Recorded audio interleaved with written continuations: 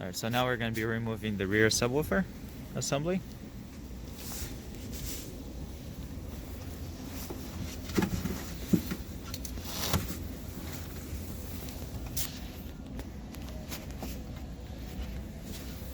So you're going to have two plugs in the middle, and then you're going to have the little ones on the sides.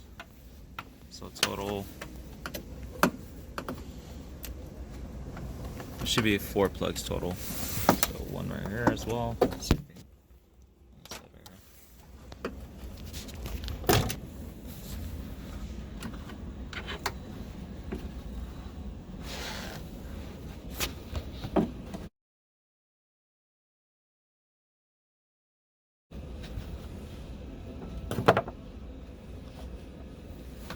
Okay, so you're gonna have to press on the 4 tabs all around. It's basically these tabs.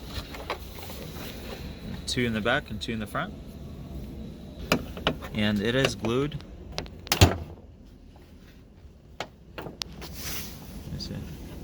Somewhat glued, I don't know, maybe it's just insulator. We just did the 2 back ones and it popped out pretty good.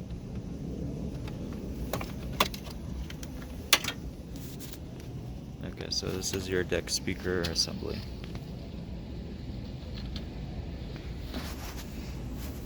Okay, so you actually basically press on these 2 clips on the back of it. This is going to be the front of the car. Once you press on these 2, unlock it, you're going to have to pull it towards the back of the car to guide it out of these guiding clips, and then pull up